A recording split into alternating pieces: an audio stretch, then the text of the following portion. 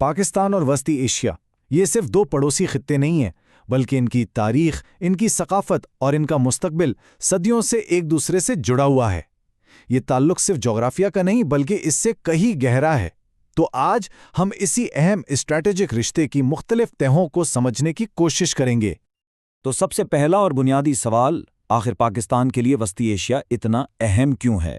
اس ایک سوال کا جواب ہمیں علاقائی سیاست، معیشت اور سیکیورٹی کی پوری تصویر کو سمجھنے میں مدد دے گا۔ دیکھیے، بات صرف پڑوسی ہونے کی نہیں ہے۔ پاکستان اور وسطی ایشیا کے درمیان جو تعلق ہے اس کی جڑیں صدیوں پرانی ہیں، جو سرحدوں سے کہیں زیادہ گہری ہیں۔ یہ ایک ایسا تاریخی اور ثقافتی ورثہ ہے جو وقت کے ساتھ ساتھ مزید پختہ ہوتا گیا ہے۔ تو آئیے اس رشتے کو سمجھنے کے لیے سب سے پہلے ماضی میں چلتے ہیں اور ان تاریخی بنیادوں کو دیکھتے ہیں جنہوں نے اس خطے کو ہمیشہ ایک دوسرے سے جوڑے رکھا ہے۔ یہ کہانی شروع ہوتی ہے قدیم شاہراہ ریشم سے۔ یہ وہ راستہ تھا جس نے صرف سامان ہی نہیں بلکہ خیالات، علم اور ثقافت کو بھی ایک جگہ سے دوسری جگہ پہنچایا۔ پھر وقت آگے بڑھا، اسلام کی آمد اور صوفیہ کرام کے پیغامات نے اس پورے خطے کو ایک روحانی لڑی میں پرو دیا۔ اور پھر آیا جدید دور، جب 90 کی دہائی میں سوویت یونین ٹوٹا اور یہ ریاستیں آزاد ہوئیں تو پاکستان دنیا کے ان پہلے ممالک میں شامل تھا جنہوں نے آگے بڑھ کر ان کے ساتھ اپنے سفارتی تعلقات قائم کیے۔ تو وہ کون سی چیزیں ہیں جو اس تعلق کو اتنا خاص بناتی ہیں؟ گہری ثقافتی جڑیں، زبانوں میں مشترکہ الفاظ، اسلام کا مشترکہ عقیدہ اور وہ تاریخی روابط جو بڑے بڑے علماء اور صوفیاء نے قائم کیے، یہ سب مل کر اس رشتے کی ایک بہت مضبوط بنیاد بناتے ہیں۔ ویسے تو وسطی ایشیا کے تمام ممالک کے ساتھ تعلقات بہت اہم ہیں، لیکن ایک ملک ایسا ہے جس کے ساتھ پاکستان کا رشتہ دوستی سے بھی ایک قدم آگے ہے، اور وہ ہے آذربائیجان۔ اس تعلق کو صرف دوستانہ نہیں بلکہ برادرانہ کہا جاتا ہے۔ یہ ایک لفظ ہی اس رشتے کی گہرائی اور گرمجوشی کو بتانے کے لیے کافی ہے، اور یہ کوئی رسمی بات نہیں بلکہ ایک زمینی حقیقت ہے۔ اور اس بھائی چارے کا سب سے بڑا ثبوت کیا ہے؟ ایک دوسرے کی غیر متزلزل حمایت۔ پاکستان نے ہمیشہ ناگورنو کاراباخ کے تنازع پر آذربائیجان کے موقف کی کھل کر حمایت کی، تو دوسری طرف آذربائیجان نے بھی کشمیر کے مسئلے پر ہمیشہ پاکستان کا ساتھ دیا ہے۔ یہی باہمی اعتماد اس مضبوط اتحاد کی اصل وجہ ہے۔ اور یہ پارٹنرشپ صرف سفارتی بیانات تک محدود نہیں ہے۔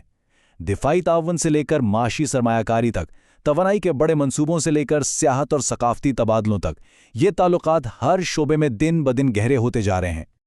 اچھا، آذربائیجان کی مثال سے آگے بڑھ کر اب ہم ذرا ان دو بڑے ستونوں پر بات کرتے ہیں جن پر پورے خطے کا تعاون کھڑا ہے، اور وہ ہیں تجارت اور دفاع۔ ذرا نقشے پر غور کریں تو وسطی ایشیا کے سارے ممالک لینڈ لاکڈ ہیں، یعنی ان کی سرحدیں براہ راست سمندر سے نہیں ملتی۔ اب عالمی تجارت کے لیے یہ ایک بہت بڑی رکاوٹ ہے۔ یہیں پر پاکستان کا کردار سامنے آتا ہے، جو انہیں اپنی بندرگاہوں کے ذریعے سمندر تک رسائی دے کر ایک گیٹ وے، ایک اہم ترین راستہ فراہم کرتا ہے۔ تو یہ تجارتی راستہ کام کیسے کرتا ہے؟ ایک سفر کا تصور کیجئے۔ وسطی ایشیا سے سامان ٹرکوں پر لادا جاتا ہے، افغانستان کے زمینی راستوں سے گزرتا ہے اور سیدھا پاکستان کے گوادر اور کراچی بندرگاہوں پر پہنچتا ہے، اور وہاں سے اسے بحری جہازوں پر لاد کر پوری دنیا کی مارکیٹس میں بھیج دیا جاتا ہے۔ یہ علاقائی رابطے کی ایک بہترین مثال ہے۔ اور یہ تعاون صرف سامان کی تجارت تک نہیں ہے، توانائی کا شعبہ ایک اور بہت بڑی مثال ہے۔ کاسا 1000 پروجیکٹ کو ہی لے لیں۔ اس منصوبے کے تحت تاجکستان اور کرغزستان سے 1000 میگا واٹ بجلی پاکستان لائی جائے گی، جو ملک میں توانائی کی کمی کو پورا کرنے میں زبردست مدد دے سکتی ہے۔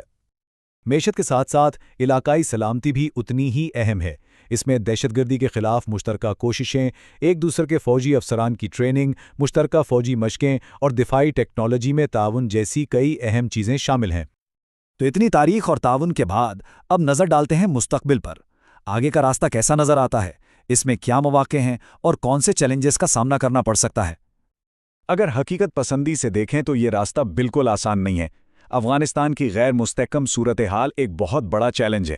تجارتی راستوں پر سیکیورٹی کے خدشات ہیں اور جدید انفراسٹرکچر کی بھی کمی ہے۔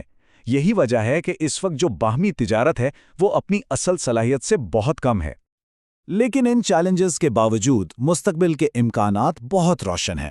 چین پاکستان اقتصادی راہداری یعنی سی پیک کو وسطی ایشیا تک پھیلانے کا منصوبہ، توانائی اور انفراسٹرکچر کے نئے پروجیکٹس اور سیاحت اور تعلیم جیسے شعبوں میں بڑھتا ہوا تعاون، یہ سب ایک مشترکہ خوشحالی کی امید دلاتا ہے۔